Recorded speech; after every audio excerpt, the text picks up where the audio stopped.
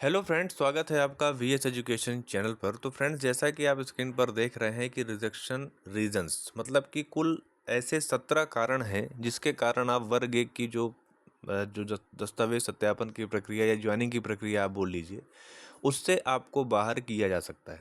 ठीक है फ्रेंड्स, तो सबसे पहली कंडीशन है आयु का कम होना। मतलब इसमें जो आयु की सीमा है वो पुरुषों के लिए 40 ईयर्स की गई नॉर्मल के लिए, और अगर आप गेस्ट टीचर हैं तो 49 ईयर्स कर दिया गया है। महिलाओं के लिए अगर मैं देखूं तो अगर वो नॉर्मल या मतलब जो नॉन गेस्ट जो महिला हैं उनके लिए आयु की सीमा है 45, और अगर वो गेस्ट टीचर है तो 54 ईयर उनको दिया गया है। ठीक है फ्रेंड्स, तो अगर आयु आपकी मतलब अधिक है तो भी आप अमान्य हो जाएंगे। दूसरा कारण क्या है? आयु का कम होना, मतलब अगर आपकी आयु 21 वर्ष से कम है तो भी आपको अमान्य कर दिया जाएगा। तीसरा है आयु संबंधी दस्तावेज प्रस्तुत न कर पाना, कि अगर आप हाई स्कूल की मार्कशीट अगर आप नहीं दे पा रहे हैं, आपके पास अवेलेबल नहीं है, तो भी आपको मान्य कर दिया जाएगा।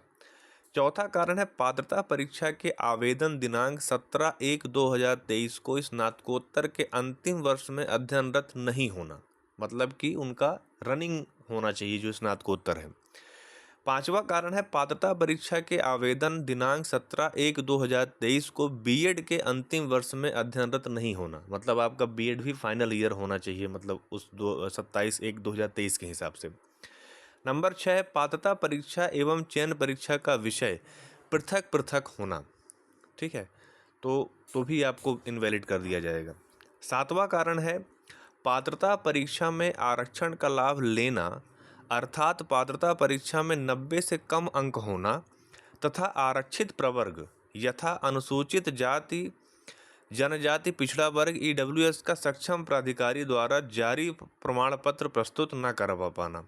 तो फ्रेंड्स, यहाँ पर एक चीज़ आपको ध्यान रखना है, जैसे ऐसे बहुत सारे केसेस आए हुए हैं कि मान लीजिए कि पात्रता परीक्षा उन्होंने ईडब्ल्यूएस कैटेगरी से क्वालिफाई किया, या आप ये कह सकते हैं कि वो 90 नंबर से कम मार्क्स उन्होंने पाए। ठीक है, और चयन परीक्षा में क्या हुआ कि उन्होंने अच्छी मेहनत की और उनके जो मार्क्स हैं वो यूआर कैटेगरी के बराबर हैं, मतलब जो 50 मार्क्स था उससे ज़्यादा 60, 75 ऐसे मार्क्स उनके अगर आ गए हैं तो भी उनको पात्रता के लिए ईडब्ल्यूएस का सर्टिफिकेट दिखाना पड़ेगा।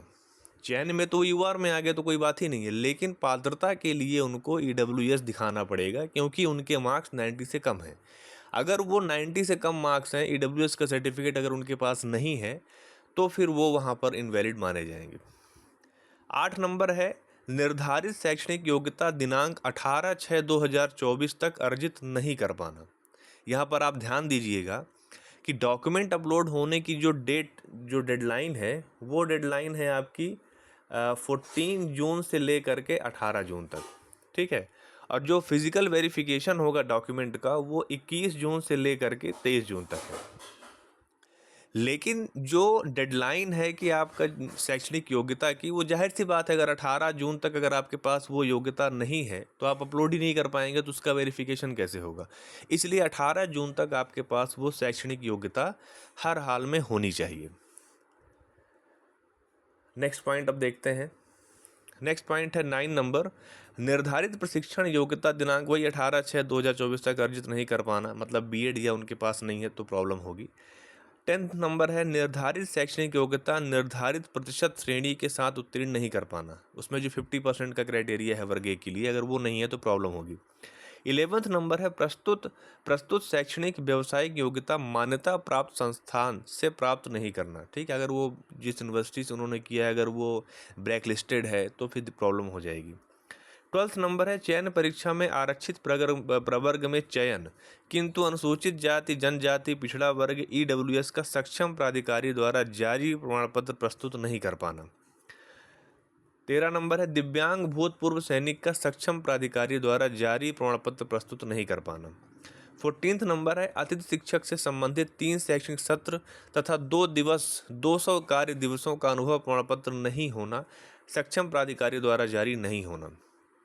15 नंबर है आवेदक द्वारा अतिथि शिक्षक का कार्य करते हुए उसी शैक्षणिक सत्र में नियमित छात्र के रूप में अन्य स्थान से उपाधि अर्जित करना। आवेदक ने एक ही शैक्षणिक सत्र में 2 उपाधि नियमित रूप से अर्जित की है 17 नंबर है अन्य कारण बिंदुवार विवरण अधिकतम 50 शब्दों में अंकित कर। मतलब एक मिसलेनियस कारण भी हो सकता है जो कि विभाग ने सोचा ना हो कि ऐसा भी हो सकता है, तो उसके लिए भी एक ऑप्शन दे दिया गया कि 50 शब्दों में वहाँ पर लिखा जाए। तो फ्रेंड्स यही 17 रीजंस हैं। अगर वो क्राइटेरिया में अगर आप आ रहे हैं तो फिर आपके लिए थोड़ा सा प्रॉब्लम की बात हो सकती है। अगर ऐसा नहीं है तो बहुत अच्छी बात है, आप वेरिफिकेशन कराइए, उसके बाद आपकी अगली प्रक्रिया स्टार्ट हो जाएगी। तो ठीक है फ्रेंड्स, अगर आपको मेरा वीडियो अच्छा लगा हो तो आप प्लीज़ उसे लाइक कीजिए, अपने फ्रेंड सर्कल में शेयर कीजिए, और चैनल पर अगर पहली बार आ रहे हैं तो प्लीज़ आप चैनल को सब्सक्राइब कर लीजिए। Thank you.